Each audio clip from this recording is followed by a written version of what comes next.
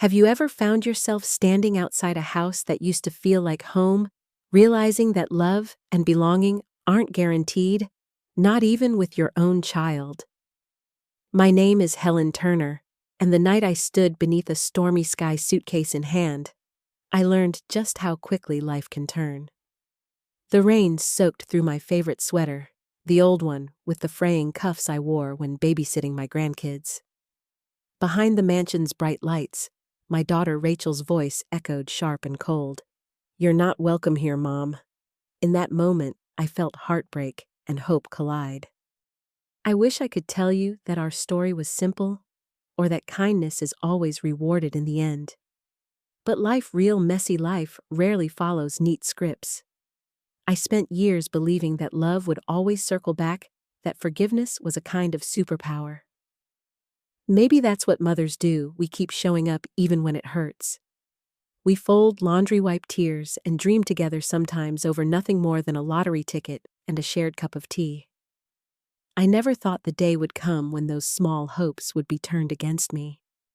If you're here because you've ever felt invisible in your own family, or wondered how things unraveled so quickly, I hope my story helps you feel less alone. This isn't a tale about villains and saints, but about the gray space in between where sacrifice blurs into expectation and love sometimes hurts more than it heals. Tonight, I want to share what I've learned on the other side of heartbreak, and how losing almost everything can bring you closer to yourself than you ever imagined. Before we begin, let me ask, when was the last time you put yourself first? Let's take a breath together, step inside, and walk through this story side by side. I promise there is light ahead. Sometimes it just takes a little longer to find. When I look back on my life with Rachel, it isn't the grand gestures I remember, it's the 1,000 quiet sacrifices no one ever saw. After her father left, it was just the two of us in a little yellow house that creaked in the winter. I worked at the local library for over 30 years, shelving books and reading to children, while every spare dollar went to rent Rachel's field trips and the groceries that always seemed to run out before payday. Some nights I skipped dinner just so she'd have seconds, but I never told her. That's what mothers do. There were times when exhaustion sat on my shoulders like an old coat, heavy and familiar. When Rachel was laid off in her 20s, I took on extra shifts sorting returns until my hands ached to help her keep her apartment. When she struggled through heartbreaks and failed jobs, I was the one to show up with soup and quiet encouragement. I've learned that in America, mothers often give without expecting anything back, believing that our love alone will be enough to keep the family together. We don't ask for medals, we just keep going. People rarely see these sacrifices for what they are. From the outside, it's easy to assume that a parent's help is endless, even expected. But I've seen how this pattern plays out in other families too, how the burden can grow so quietly that it becomes invisible. My neighbor, Mrs. Whitaker, once confided that she felt more like her son's safety net than his mother. She wondered aloud if loving too much could sometimes lead to being taken for granted. I understood her worry more deeply than I cared to admit. If there's one lesson I've learned, it's this: love and sacrifice are not the same thing. Real love is generous, but it also has boundaries.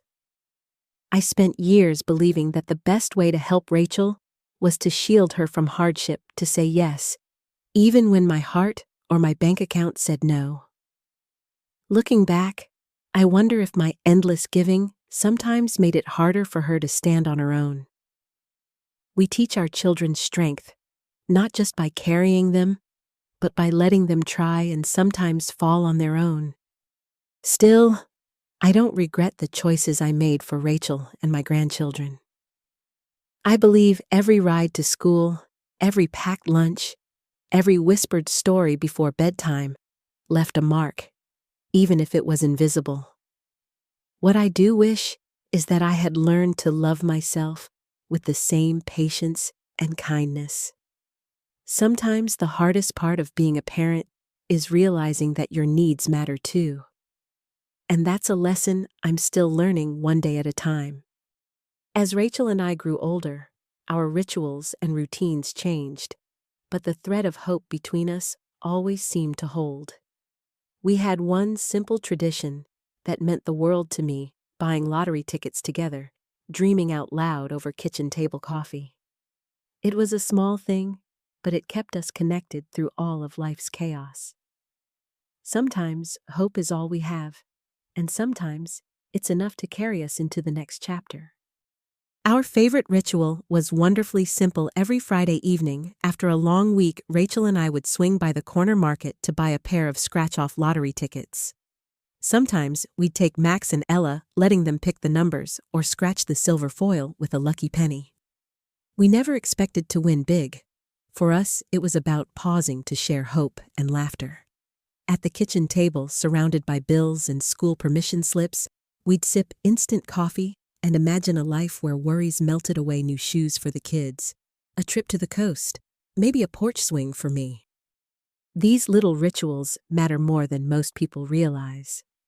In hard times, hope can be the glue that keeps families together. I've met other mothers at the library who find their own small ways to hold on: baking muffins with their teens, Saturday yard sales, folding laundry side by side. It isn't really about the ticket or the muffins or the socks. It's about sharing a moment, a silly dream, something to look forward to when life feels heavy. These tiny hopes passed back and forth remind us that the future isn't all loss and struggle. I remember one night when we scratched 5 tickets and won nothing, but Rachel grinned and said, "Maybe next time, Mom. I'll always split it with you, I promise." I wanted to believe her, and in that moment, I did. She repeated it every so often, sometimes seriously, sometimes playfully. "If I ever win the jackpot, you're getting half Helen." It was an easy promise, said with love, a way to anchor ourselves to each other no matter how tough things got.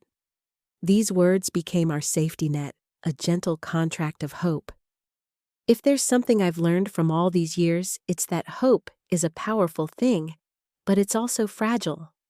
We want to believe that little joys and shared dreams can protect us from the world's disappointments, but sometimes they become weapons in the wrong hands. I've seen families torn apart when hope turns into resentment or expectation, when old promises are broken by sudden fortune. The lesson is that hope needs honesty to survive. When we dream together, we must also be willing to speak truth, even if it's uncomfortable. Still, I wouldn't trade those moments for anything. Even now, I cherish the memory of Max's sticky fingers clutching the penny, of Rachel's laughter echoing through our crowded kitchen. These memories remind me that love isn't always grand. Sometimes it's a smile over bad coffee, a simple promise, or a dream that lives only between two people who refuse to give up on each other. But dreams can shift, especially when life suddenly changes. And as I would soon learn, sometimes the hope that holds us together is the very thing that can break us apart. When Rachel's luck changed, so did everything else. That small ritual, the silly tickets, the laughter, the promises, would soon become the center of our biggest heartbreak. But I couldn't have known then how quickly hope can turn, or how fragile even the strongest bonds can be. Sometimes betrayal doesn't happen with shouting or broken plates. Sometimes it's as quiet as a drawer left open or a question answered with a shrug. After that last Friday, I started noticing things about Rachel. Little changes in her eyes, the way she'd get jumpy when the phone rang, or how her answers got shorter whenever I asked about her day. One evening, she came home with brand new shoes and a fancy purse, laughing off my questions with a breezy, "Just got lucky, Mom." But in my heart, I knew luck wasn't the whole story. It rarely is. The real heartbreak started with a missing ticket. I'd always kept mine tucked under a smiley face magnet on the fridge, right next to Max's art projects and Ella's spelling test. I searched every pocket and drawer, but it was simply gone. I wanted to believe I'd lost it after all things get misplaced all the time. But as days went by and Rachel's mood brightened while her secrets grew, the feeling gnawed at me. I thought back to all those promises at the kitchen table and wondered how easily hope can be replaced by something colder. Looking back, I realize how common it is for people to ignore red flags when they come from family. We want so badly to believe in the people we love that we let little lies slide, making excuses to protect our own hearts. I've seen friends do the same, forgiving missed calls, unpaid loans, or harsh words, because that's just how family is.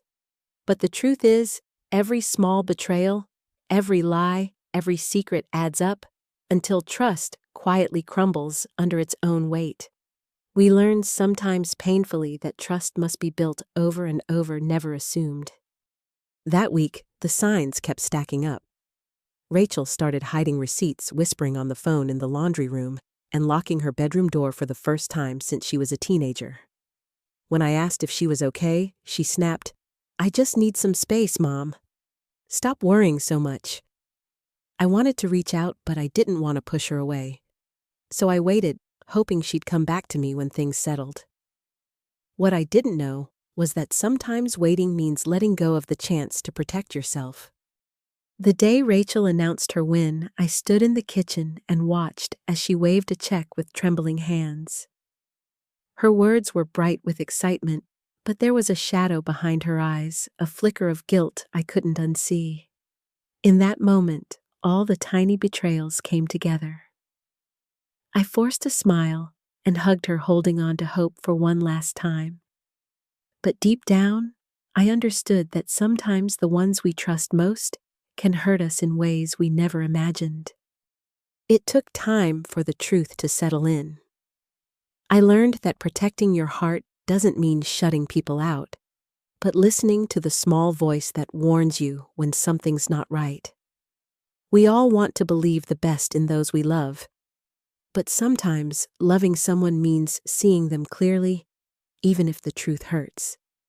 As Rachel's world grew larger and brighter, mine felt suddenly smaller, as if I was shrinking into the corners of my own home.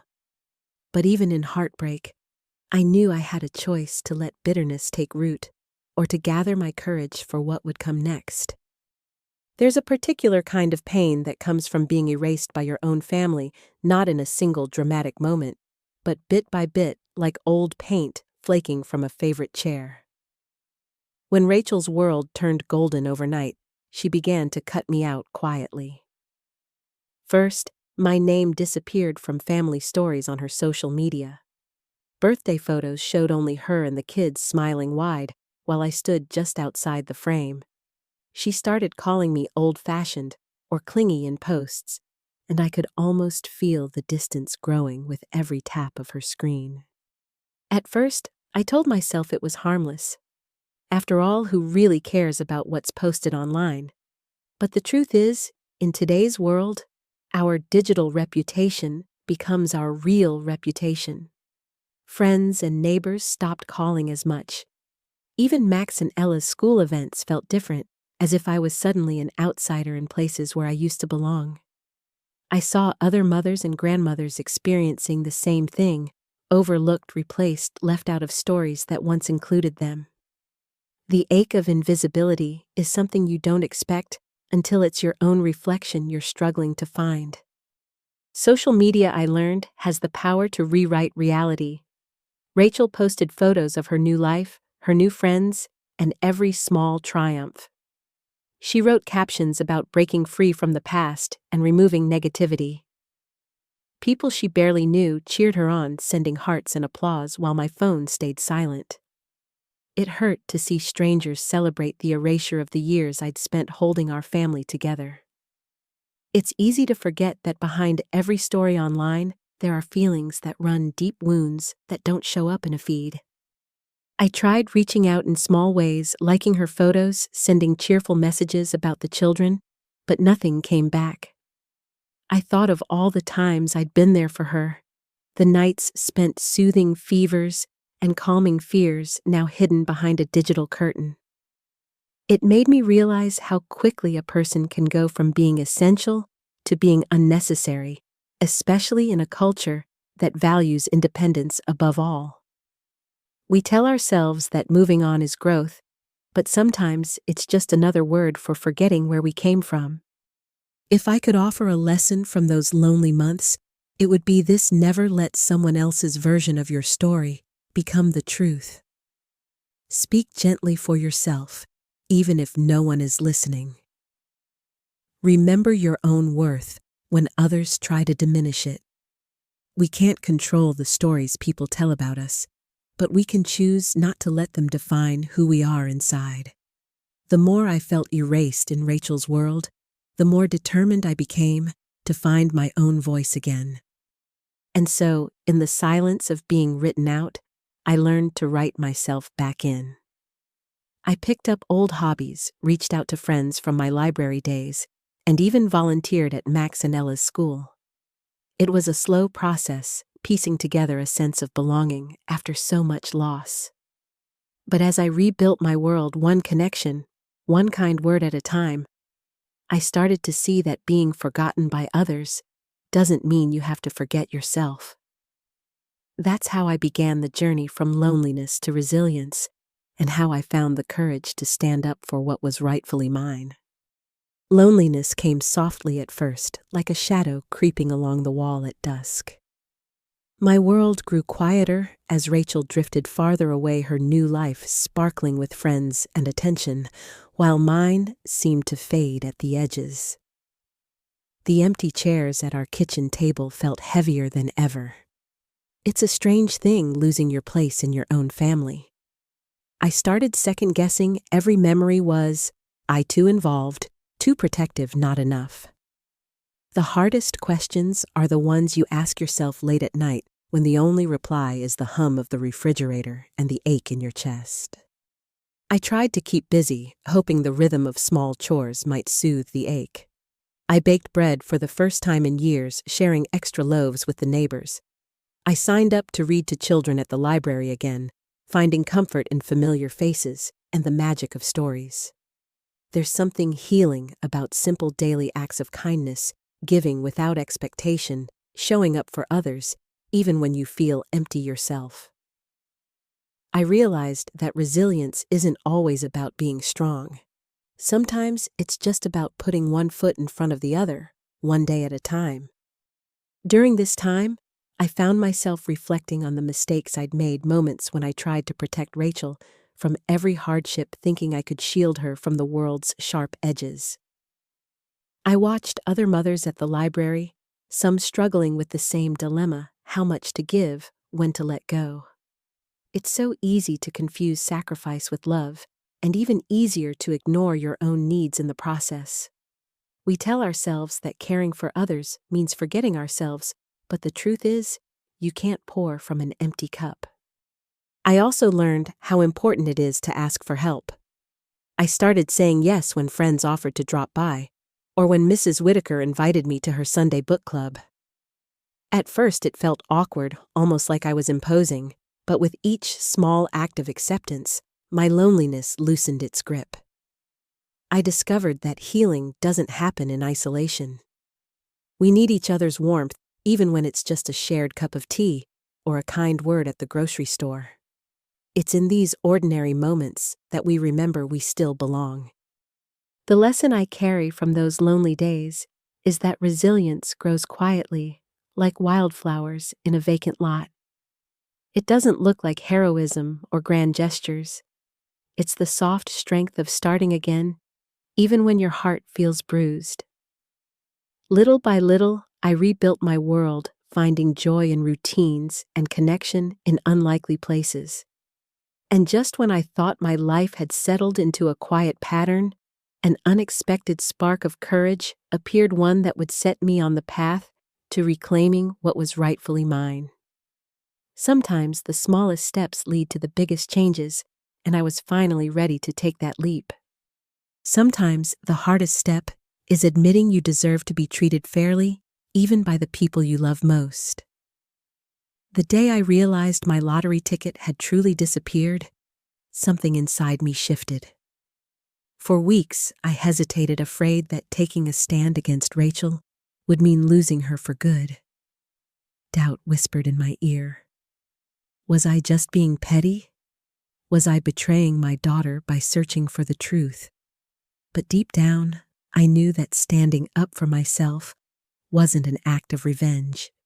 It was a way to honor everything I had given, every sacrifice I had made. Gathering evidence felt daunting. I started small, retracing my steps, checking receipts tucked away in old purses and pockets. My neighbor, Mr. Carmichael, noticed my worry and offered to help. Together, we visited the corner market and spoke to Ben, the kind clerk who always remembered my favorite crossword lottery ticket.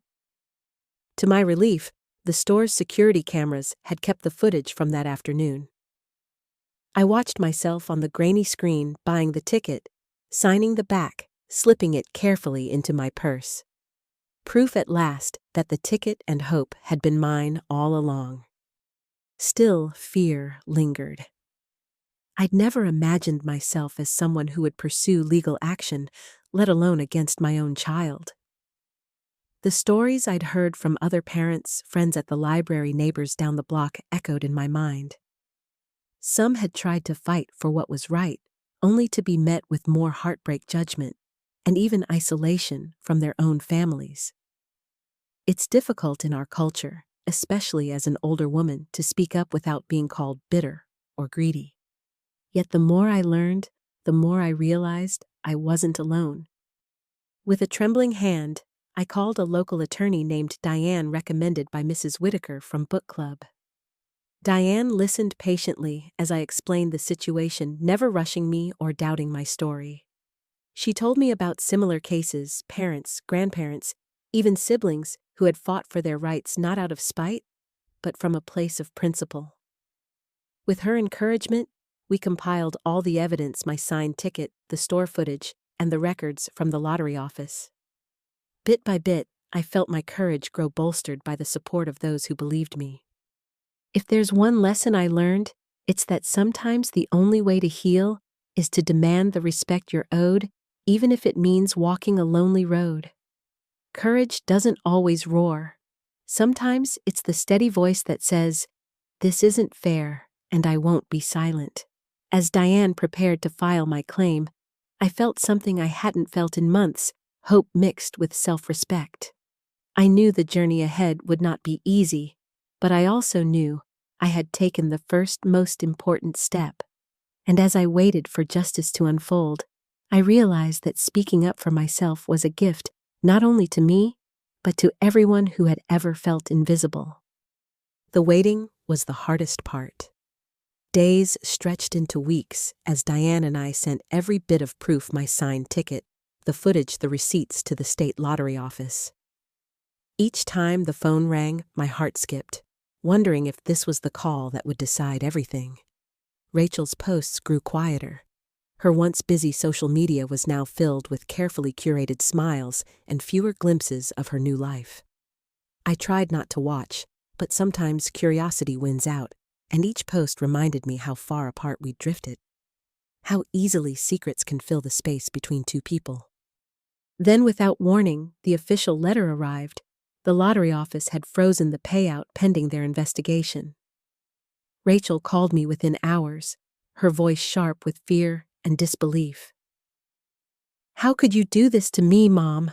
she demanded, as if justice was a personal betrayal. I listened, holding the phone with trembling hands, and for the first time, I didn't apologize for standing my ground. There was no joy in her distress, only a quiet ache for the daughter I still loved, even as I fought for what was right. Some truths are heavy, even when they set you free. The days that followed were a blur of paperwork, interviews, and uneasy silences. Diane walked me through every step, calm and unflappable, reminding me to breathe and trust the process. I found myself replaying memories: Rachel's first steps, her laughter echoing down the hallway, wondering where things had shifted between us. I thought about other families I'd seen divided over money secrets or old wounds, and realized how universal this pain really was. So many people are afraid to speak up, fearing judgment or the loss of connection. But the price of silence, I learned, is even higher. Eventually, the truth could no longer hide. The lottery officials confirmed my signature and matched the footage to the day I'd bought the ticket. The payout was halted. Rachel's accounts were frozen. The story even reached the local news, with neighbors whispering and friends calling to offer support, or sometimes just gossip. Through it all, I tried to stay anchored, remembering that dignity matters more than victory. The lesson was clear: you can hold compassion for someone while still insisting on your own worth. Justice and love don't always have to be enemies. As Rachel's world changed, so did mine. I received apologies from people who doubted me and unexpected kindness from old friends.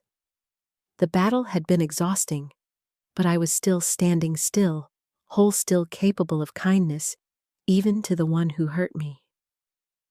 Sometimes doing the right thing means weathering the loneliness that comes with it. But I also discovered a quiet confidence. I never knew I had a belief that truth, once spoken, can light the way forward. And as the dust settled, I realized the next challenge would be even harder, learning how to let go and how to heal. Letting go is not a single moment.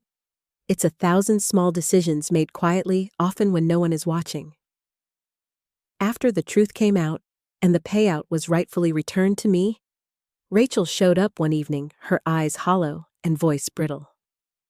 She asked if she could come back home just for a while, until things blew over. It broke my heart to see her that way, stripped of pride and bravado. Yet somewhere deep inside, I knew that bringing her back would only reopen wounds that were just beginning to heal. Love. I realized sometimes means saying no. The hardest part was not the confrontation, but the silence that followed.